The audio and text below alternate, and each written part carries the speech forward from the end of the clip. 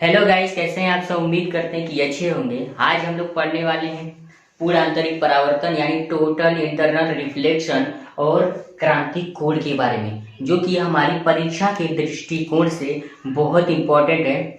इसमें बहुत सारे विद्यार्थी कंफ्यूज भी रहते हैं और इसका जो परिभाषा है वो लिख नहीं पाते हैं, तो इसकी परिभाषा भी हम बताएंगे और चित्र के अनुसार भी समझेंगे कि आखिर ये होता क्या है। अब तो चलिए स्टार्ट करते हैं।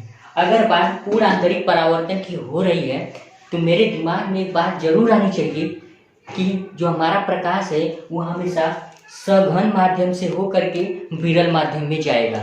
सघन माध्यम यानी जो घना वाला एरिया है और विरल माध्यम यानी जो खाली वाला एरिया है। सघन और विरल, सघन और विरल यहाँ पे क्या है देखिए। सघन मतलब होता है जो घना वाला एरिया, जो भीड़ भाड़ वाला एरिया, और विरल मतलब जो खाली एरिया। सघन में हमने क्या लिया है, कांच। कांच क्या है यहाँ, ठोस। तो ठोस में हम जानते हैं कि जो उसके मॉलिक्यूल्स होते हैं वो बहुत पास पास होते हैं, यानी इनमें तनिक भी स्पेस नहीं होता है। किसमें, कांच में। अब कांच कैसा होता है, ठोस, यानी कांच कैसा होता है, ठोस। तो इसमें जो उसके मॉलिक्यूल्स होते हैं वो बहुत पास पास होते हैं। लेकिन हमने विरल वाला एरिया यानी खाली यानी निर्वात वाला एरिया में हमने क्या लिया है, वायु। तो वायु यानी गैस। तो गैस में क्या होता है, उसके जो मॉलिक्यूल्स होते हैं वो बहुत दूर दूर होते हैं। मॉलिक्यूल्स उसके जो होते हैं बहुत दूर दूर होते हैं। तो हम कह सकते हैं कि जो सघन यानी जो कांच है वो सघन होगा और जो वायु है वो क्या होगा, विरल होगा। और इसमें जो प्रकाश की चाल होगी, हम जानते हैं कि जो हमारे प्रकाश की चाल है वो वायु में कितनी है, वायु में 3 लाख मीटर प्रति सेकेंड है और जो कांच है उसमें 2 लाख मीटर प्रति सेकेंड है। क्या है, 2 लाख मीटर प्रति सेकेंड है। यानी सबसे ज्यादा जो प्रकाश की चाल है किसमें है, वायु में है। चलिए अब वायु में है, ठीक है। ये जो आप स्ट्रेट लाइन देख रहे हैं इसको हम लोग क्या बोलते हैं, ये हमारा क्या है, अभिलंब है। ये हमारा क्या है, अभिलंब। ये स्ट्रेट वाली लाइन क्या है, ये हमारी अभिलंब है। ये वाली लाइन क्या है, इसको क्या बोलते हैं, इसको हम आपतित किरण बोलते हैं। इसको क्या बोलते हैं, आपतित किरण, आपतित किरण। और ये वाली जो लाइन है, ये जो दिख रही है, इसको हम लोग अपवर्तित किरण बोलते हैं। क्या बोलते हैं, अपवर्तित किरण, अपवर्तित किरण। ठीक है, ये समझ में आ गई।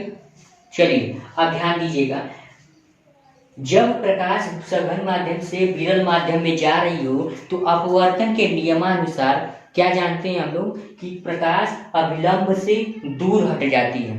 जब प्रकाश सघन माध्यम से विरल माध्यम में आ रही हो तो प्रकाश जो है वो अभिलंब से दूर हट जाती है। किसके नियमानुसार, अपवर्तन के नियमानुसार। ठीक, ये कोई एक आपतित किरण है और ये अपवर्तित किरण है। अभिलंब से दूर हट रही है, दूर हट रही है कि नहीं, इस ये आप अभिलंब से दूर हट रही है। अभिलंब और आपतित किरण के बीच में जो कोण बनता है उसको हम लोग क्या बोलते हैं, आपतन कोण। उसको हम लोग आई से डिनोट करते हैं।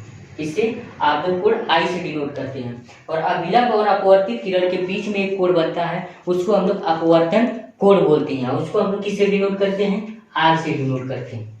ठीक है, इतनी बात समझ में आ गई आपको। अब ध्यान दीजिएगा मेन मुद्दे की बात, पूर्ण आंतरिक परावर्तन। इतना बात समझ में आ गई। अब देखिए, अब धीरे धीरे हम आई के मान को क्या करते हैं, बढ़ाते हैं। धीरे धीरे हम लोग आई के मान को क्या करते हैं, बढ़ाते हैं। तो आई का मान कैसे बढ़ाएंगे, बात कुछ समझ में नहीं है। देखिए इस डायरेक्शन में, यानी इस डायरेक्शन में धीरे धीरे हम इस जो ये रेस है यानी जो किरण है इसको हम लोग थोड़ा थोड़ा टेढ़ा करेंगे। तो हम इसको जब टेढ़ा करेंगे तो भैया ये भी क्या होगा, ये भी इस डायरेक्शन में यानी टेढ़ा ये भी होगा। तो एक लास्ट में कंडीशन ऐसा आएगा, एक लास्ट में कंडीशन ऐसा आएगा कि ये वाला एक चित्र हमको मिल जाएगा। कैसे, प्रकाश की किरण एक आ रही है और जैसे जैसे हमने इसका मान बढ़ाया वैसे वैसे अपवर्तित किरण का मान भी बढ़ता गया। और एक कंडीशन ऐसा आया कि जो अभिलंब है और अपवर्तित किरण है, ये दिख रहा होगा आपको अपवर्तित किरण, इस जो अभिलंब है अपवर्तित किरण इसके बीच में 90 डिग्री का कोण बन गया। क्या, 90 डिग्री का कोण बन गया। इसका कितना कोण बन गया, 90 डिग्री का कोण बन गया। तो आपतन कोण की आई के, आपतन कोण के आई के इसी मान को हम लोग क्या करते हैं, क्रांतिक कोण करते हैं।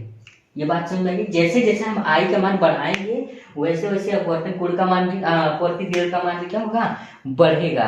और एक कंडीशन ऐसा आएगा कि ये 90 अंश का हो जाएगा, तो आपतन कोण की आई के इसी मान को हम लोग क्या कहते हैं, क्रांतिक कोण कहते हैं। इतना बात समझ में आ गया। अब परिभाषा के अनुसार भी समझते हैं एक और नए तरीके से कि सघन माध्यम में बना आपतन कोण का वह मान जो विरल माध्यम में अपवर्तन कोण r का मान 90 डिग्री हो जाता है, तो आपतन कोण की आई के इसी मान को हम लोग क्रांतिक कोण कहते हैं।